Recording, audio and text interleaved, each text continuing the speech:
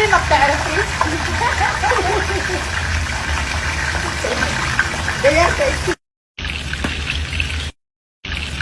حبايبي نطبق سمك. اني اقصقص البصل بهاي الطريقة شرايح رفيعة، وهنا نوى بصرة اكسره واطلع النوى مالته حتى ما ينطمروره.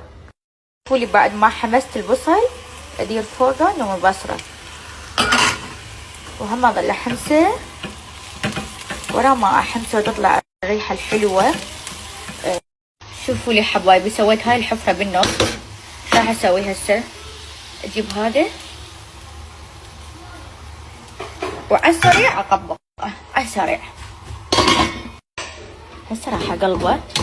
طبعا ما اقدر بايد واحدة فراح اسد التصوير. هسه راح